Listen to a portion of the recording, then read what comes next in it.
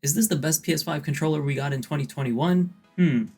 Let's find out. What's going on, guys? It's Pixelated, and Sony has done good by us with the PS4 with a giant library of games, many peripherals and experiences like the PSVR experience, as well as the performance enhancement drug version of a controller accessory known as the back button attachment for the PS4 controller. And this is probably the moment where you're saying, right, but Pix, why are we talking about the PS4? This is a PS5 video, right? Right, we'll get there. Listen, okay, I got an important point to make. Now look, there were also things that Sony didn't really accommodate for with the PS4, and that is the back button attachment. Yes, the thing that I just said was a performance enhancement is also an indicator of where Sony went wrong with the PS4. And I promise we'll get to the PS5, but for one, the back button attachment came out near PS4's end of life, which meant you didn't have access to this accessory until the year the PS5 actually came out. That's right, the back button attachment came out in 2020. Just a reminder, the PS4 came out in 2013. That's an entire 7 years of not having this accessory for your PS4. I'll be honest, I do have a separate video in the works just about the back button attachment, but I mention it to make the point that when you go Team PlayStation, you can't really rely on Sony to get that Pro controller experience.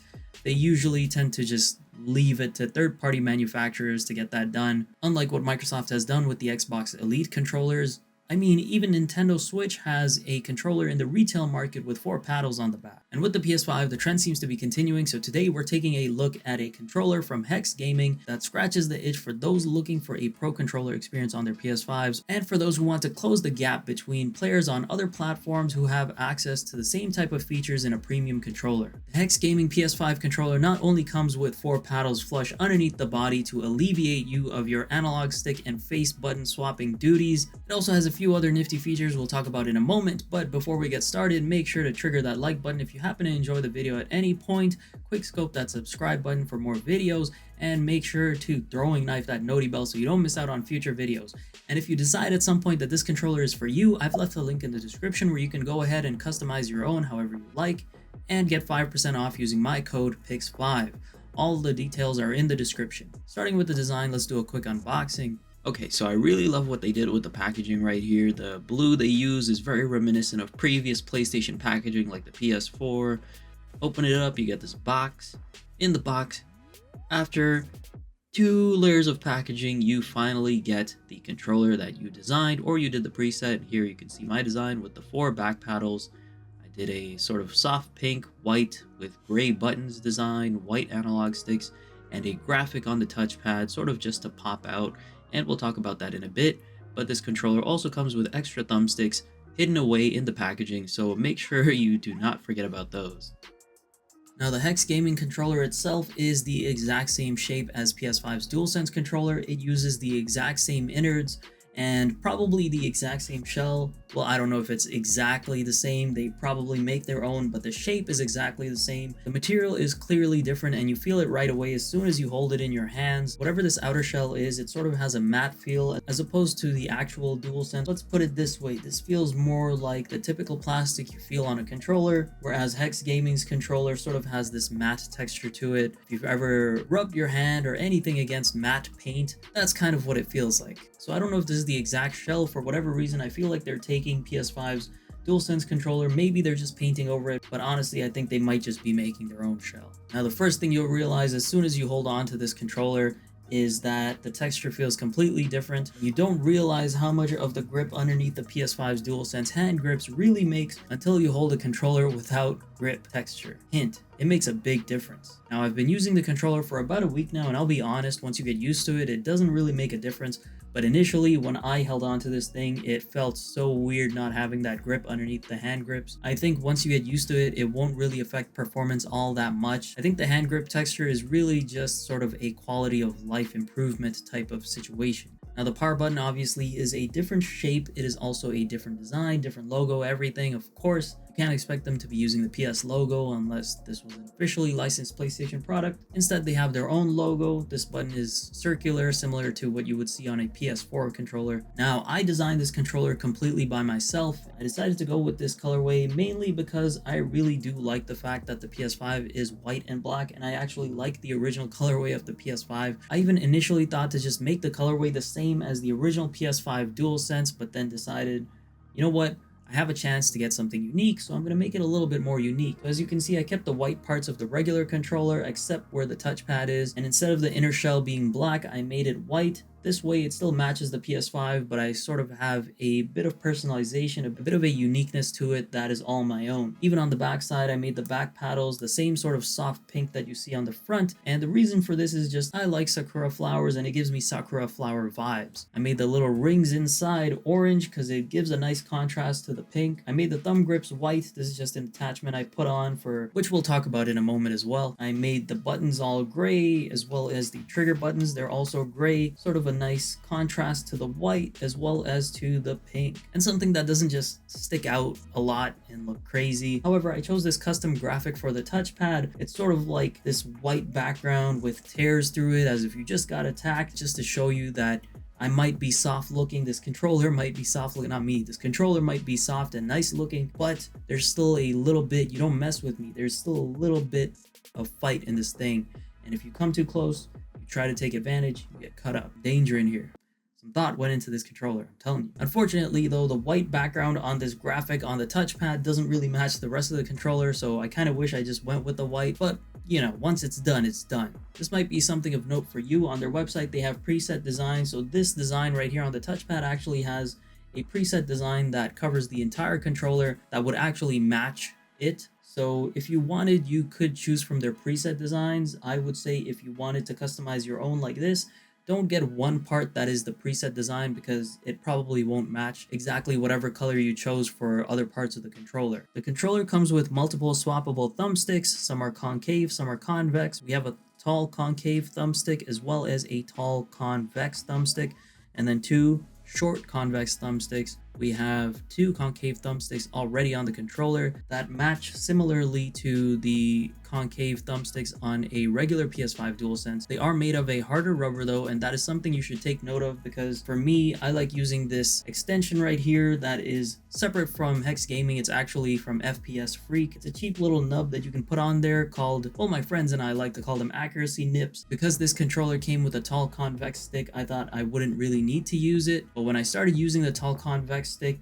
it definitely did the job, but the surface area on the thumbstick was just too little for my liking. I'm so used to this accuracy nip that I wanted to use it, so I took one of the short concave sticks and I jammed it on top. Warning to you guys, it will definitely damage your concave sticks. It's meant for the soft nubbins of the PS5 DualSense. If you put it on a PS5, original PS5 DualSense, it won't damage that stick, but for these, because they're made of a harder rubber or whatever material it is, it will definitely damage them. I don't even want to remove it because I don't know if I'll be able to put it back on because of how much damage it has sustained. Probably not that much. It just sort of leaves indentations. So yeah, if that's something you play with, that's something you want to keep in mind. I know for a fact that I can play any game with this thing on, so I do not mind having it on there forever. Now, surprisingly, the face buttons is where you see the biggest difference. On the original PS5 DualSense, it has sort of this glassy look and it has this slippery feel to it. You can slide from one button to the next very easily. On the HexGaming controller, it sort of has this matte finish again, just like the rest of the controller. For whatever reason, this causes a little bit more friction going from one button to the next. You can't really slide from one to the next as easily.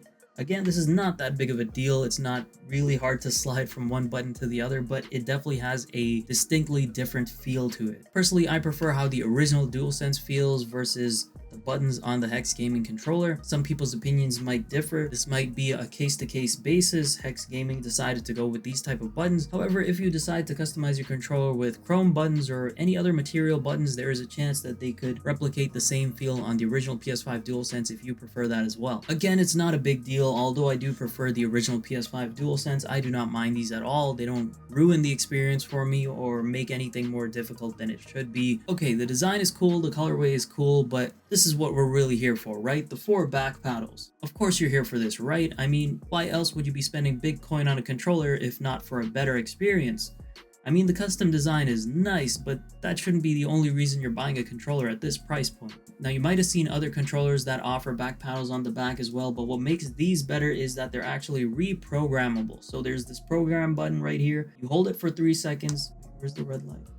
Gotta turn it on first, ladies and gentlemen. Okay, it's on. This button right here will allow you to reprogram these buttons however you see fit. You hold it until this red light turns on right here. And then in order to program any of these paddles, all you have to do is hold it as well as hold whatever button you want to program it with, the light will flash 3 times. It's going to be hard for you guys to see this, so just take my word for it.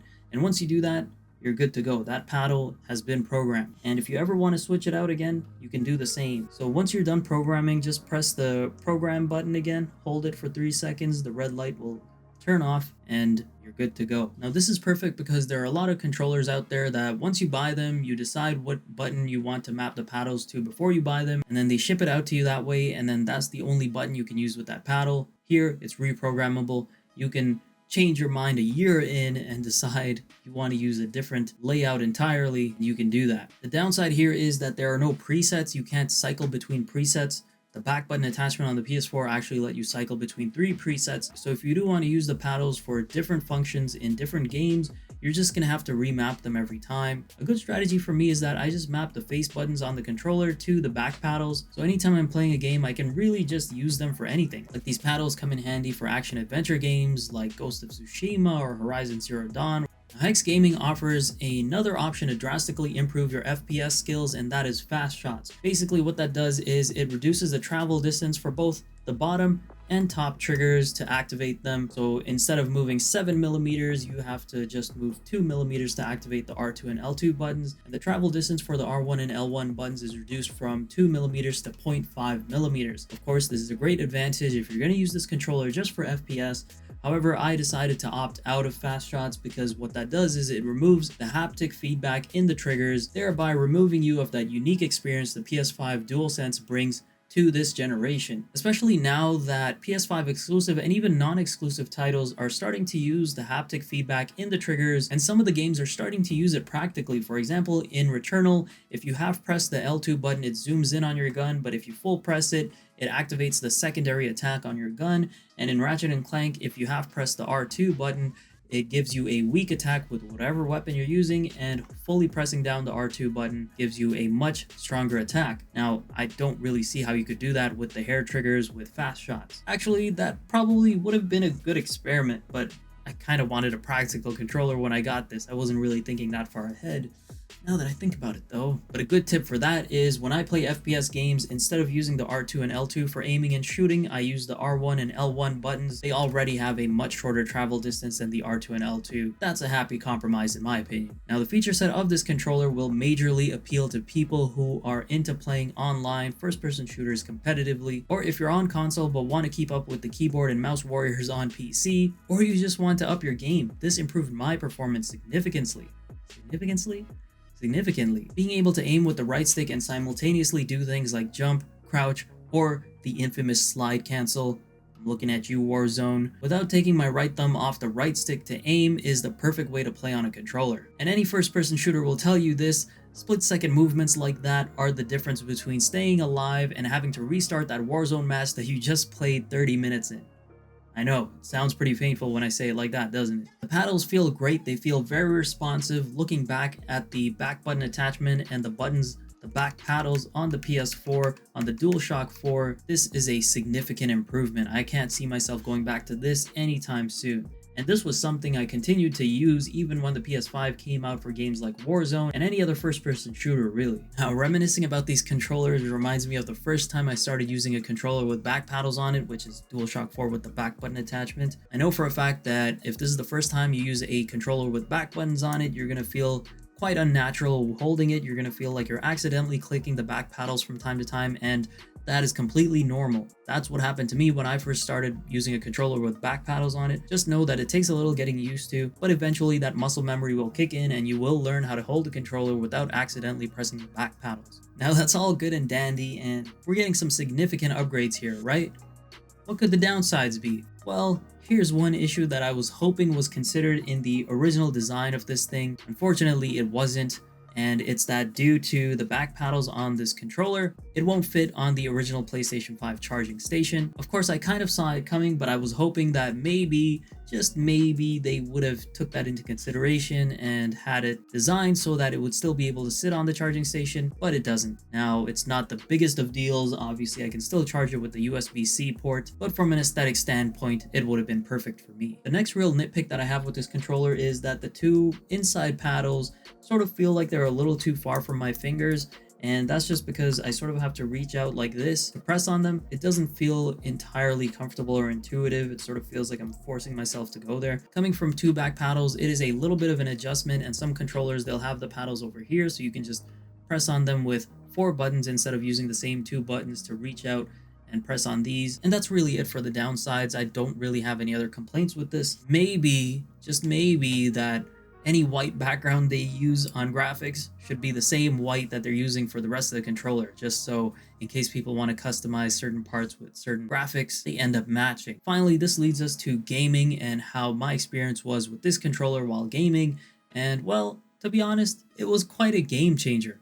Pun intended. I mean, for once I could finally play first-person shooters online competitively with a PS5 controller instead of the PS4 DualShock controller with the back button attachments, which now just ergonomically doesn't feel as good in hand as the PS5 controller. When playing games like Warzone, I can plate up, reload, switch guns, or slide cancel on the opposing enemy without once lifting my right thumb off the right stick to aim. There's really no other way to get my point across other than what I've said before, and that is that this is really the only way to play online FPS games competitively on a console or with a controller on PC. Of course, that doesn't mean you're limited to using these in FPS games. I use back paddles for pretty much every game I play now. I constantly use it in games like Returnal or Ghost of Tsushima and most action-adventure games. Because I have the outside paddles mapped to X and circle, they're almost constantly being used for jumping and dodging in most games. It gives you a great advantage even if you're not just playing online first-person shooters. Think about it like this: in games like Returnal, Ghost of Tsushima, Horizon Zero Dawn, all these games, you're still using the right stick to control the camera movement, to survey your surroundings, to see where the enemies are. So the fact that you can do that while still having your right thumb on the right stick to survey your surroundings, to anticipate your next move, to prepare your next move. In this instance, back paddles allow you to not break the immersion in the game that you're playing. And I'm not just saying this to sell this controller to you, because I'm not trying to sell this controller to you. I'm really giving you my opinion. I play a lot of games with the back paddles now. It just makes a lot more sense. I've always thought this before. I haven't said it in a video before, but I've always thought that back paddles are the new way to play games, even on console. You don't have to keep switching between the face buttons and moving the camera. I think those small movements hinder people while they're playing games, and it sort of breaks the immersion, and therefore back paddles will give you a better overall gaming experience, no matter what genre of game you play. And yes, I've really truly believed that this is the best way to play games on a controller, on a console,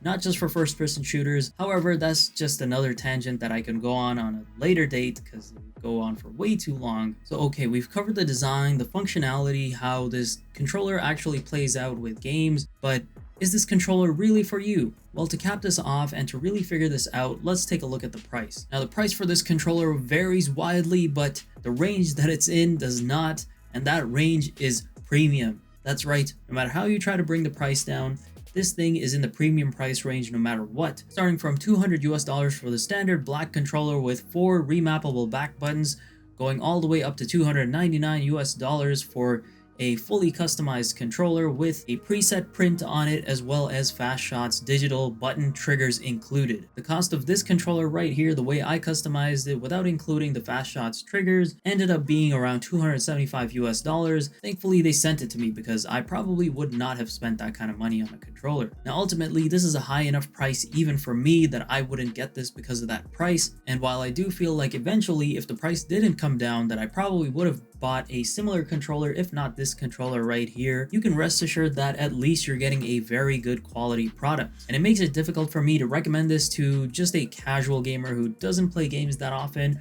or someone who's just fine with using the face buttons for the games that they currently play. But us FPS gamers, we're not strangers to high prices on custom controllers designed for first-person shooter games. And while the price for this thing does not surprise me, I do feel like it could have been at least a little bit lower. There are other manufacturers out there who have offered controllers with more features for less in previous generations. I will say though, I do enjoy looking at this controller every day. Visually, it's just something unique, and knowing I personalized it has its own little bit of value, knowing that you won't see it in any other household unless they bought a HexGaming controller as well and designed it exactly the same as yours, which is not very likely, or if you bought one of the pre-customized controllers. But I mean, Who's keeping count? Ultimately, if you're into FPS games and play on a PS5, or you just need paddles and you love customization and you have a few $100s to spend, this controller might be the one for you. You can go ahead and get this thing. I really do believe most avid gamers should at least have one controller with back paddles on it. However, if the price is too high for you, or if you're just not that into FPS games,